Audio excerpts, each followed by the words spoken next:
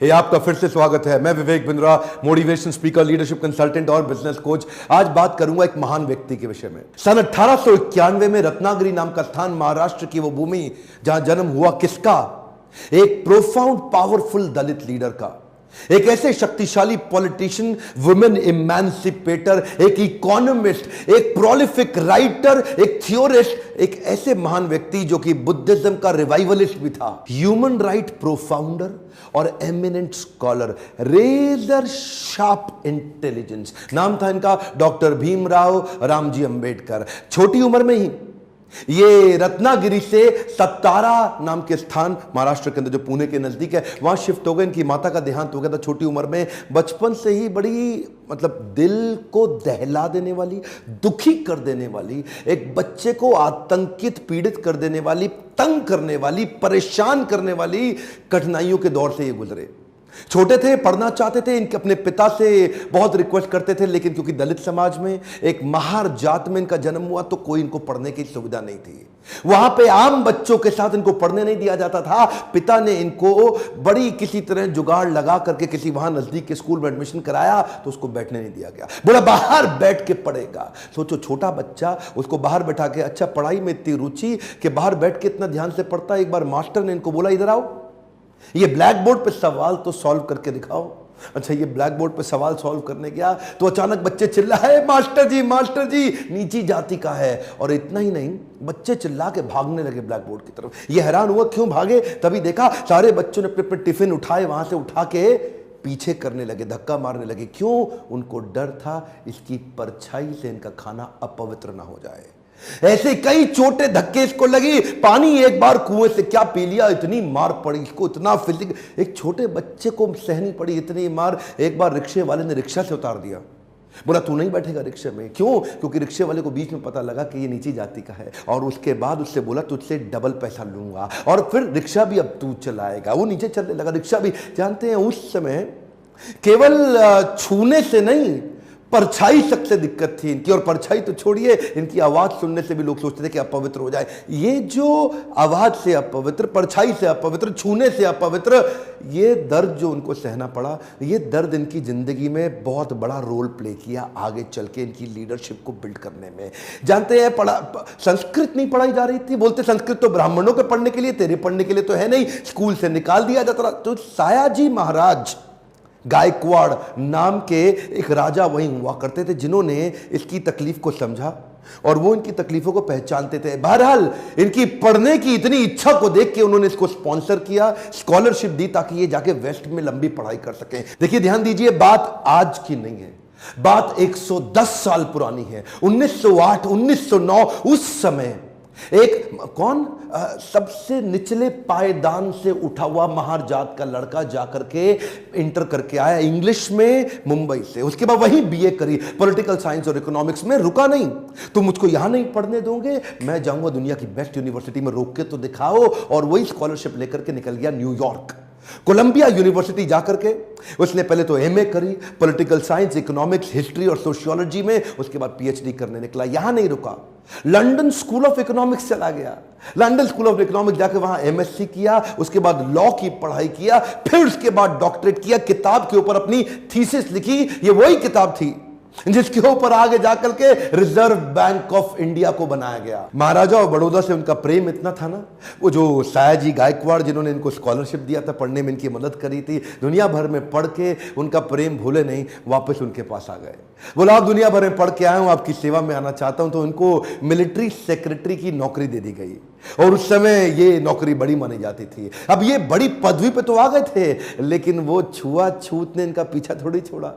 वहां भी जो सरकारी पियोन होता था ना, वो उनको फाइल दूर से फेंक के दिया करता था। बोला तू नीच जात का है, आज गद्दी पे बैठ गया तो क्या, दूर से फाइल फेंकते थे, उसके पास नहीं जाते थे। उनको खाने के लिए बोलते थे बाहर जाके खा। आज भी वो कुएं से पानी नहीं पी सकते थे, इतनी एग्जॉल्टेड पोजीशन पे। बाबा साहब अंबेडकर की तकलीफों का सिलसिला थमा थोड़े ही। अभी तो रमाबाई जिनसे उनका विवाह हुआ था, उनके साथ उनकी 5 संतानें हुई, लेकिन 4 संतानें एक के बाद एक इलाज की सुविधा ठीक से ना मिल पाने के कारण उनके जीवन से चलती चली गई।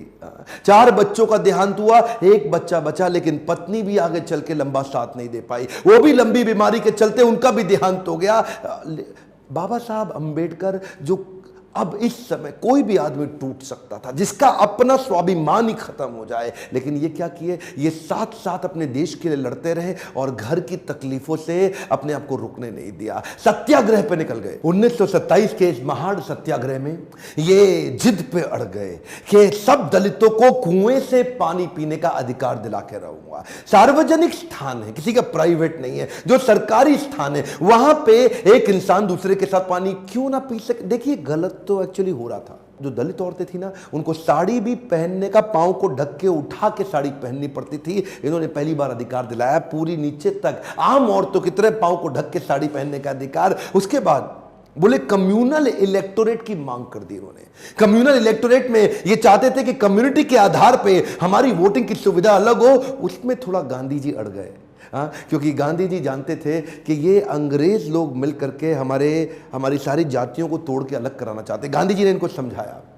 देखो क्या बोले अंबेडकर जी, मैं आपको रिजर्वेशन दिला दूंगा, मैं आपको बाकी सब मदद करूंगा, सब करूंगा, लेकिन अलग नहीं करते। अब जातियों के आधार पर अगर देश को अलग किया तो मुझे स्वतंत्रता नहीं मिल पाएगी, मैं अंग्रेजों से लड़ नहीं पाऊंगा, मेरे साथ खड़े होके मेरी ताकत बनो। वो जब अंबेडकर नहीं माने तो गांधी जी ने फिर उनको रिक्वेस्ट की और उसके बाद अनशन पे बैठ गए गांधी जी। बहरहाल अंबेडकर उस समय उनके सामने बड़ी दुविधा आ गई।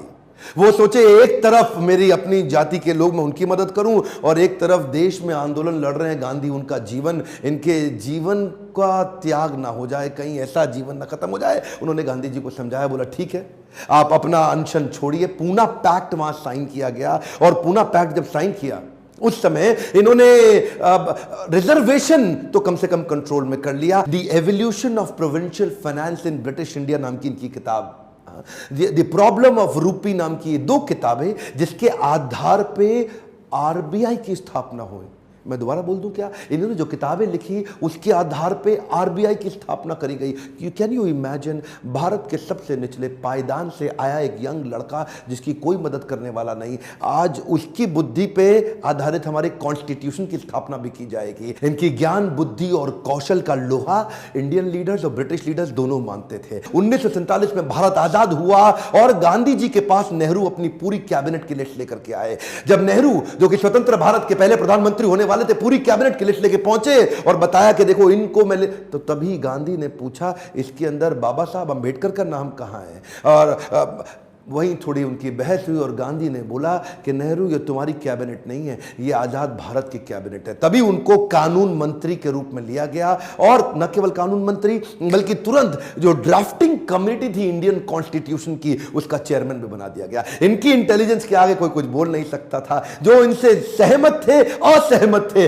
दोनों जानते थे कि इस आदमी में बुद्धि बहुत है। बहरहाल मन तो है कि मैं घंटों तक इनके विषय में बात करूं, एक्चुअली मन भरता नहीं है इनके विषय में बात करते हुए। इतने बुद्धिमान व्यक्ति, आगे चल के इन्होंने हिंदू कोड बिल और महिलाओं के लिए बड़े कानूनों के अंदर कई बदलाव लाए। ये वो पॉलिटिकल लीडर नहीं थे जो सत्ता के लिए लड़ते थे, ये लड़ते थे उनके लिए कि देश में कमजोर हिस्से को उठाना देश के हर लीडर की जिम्मेदारी। एक वन मोर टाइम ध्यान दीजिए, चाहे वो महिलाएं हो, चाहे वो जाति धर्म के आधार पे हो, कमजोर हिस्से को आगे बढ़ाना, सपोर्ट करना, तभी देश आगे चलेगा। खुशहाली आएगी तो फायदा सबका होगा। कम ऑन ध्यान दीजिए, पूरे देश में खुशहाली आएगी तभी फायदा सबका होगा। इनकी भाषा में, इनके भाषण में, इनकी चर्चा में, इनके आचरण में, इनकी किताबों में और ड्राफ्टिंग कमेटी में चेयरमैन होते वक्त कॉन्स्टिट्यूशन को लिखने में सहनशीलता लगातार दिखती रही। अहिंसा परमो धर्म, बौद्ध धर्म को अपनाने लगे।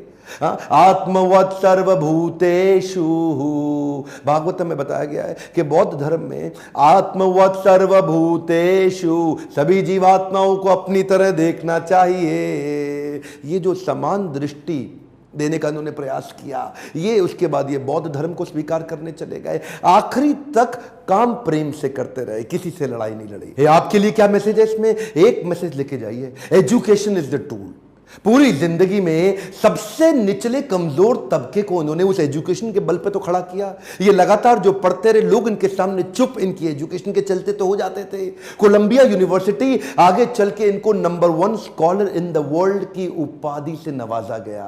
देश ने इनको भारत रत्न दिया। एक बात समझ लीजिए, इनके बराबर लीडर पृथ्वी में गिनती की होते हैं, परसेंटेज में नहीं होते। लर्निंग क्या है? Education is the tool. Entertainment के तो बहुत चैनल होंगे यूट्यूब पे, पर मैंने एजुकेशन का चैनल बना है, कोई एंटरटेनमेंट नहीं है इधर। और देश को भीमराव रामजी अंबेडकर के विषय में एजुकेट करना, उनके संघर्ष के बारे में बताना मेरी आपकी पूरे देश की जिम्मेदारी है। बताइए तो सही लोगों को कैसे संघर्ष से उठ के खड़े हुए हैं। शेयर करिए वीडियो, जिसको हो सकता है, जिसको इंस्पिरेशन मिल सकती हो, कमेंट बॉक्स में बताइए। अगर किसी और लीडर का वीडियो देखना चाहते हैं लाइक करिए। अगर थोड़ा भी वीडियो पसंद आया, जितने लाइक उतना मेरा उत्साह बढ़ेगा। बताइए कि आपको कैसा लगा ये वीडियो। सब्सक्राइब करिए, बेल आइकॉन हिट करके दूसरों से भी करवाइए। मेरे साथ जुड़े रहने के लिए प्रेम पूर्वक हर बार की तरह बहुत बहुत धन्यवाद।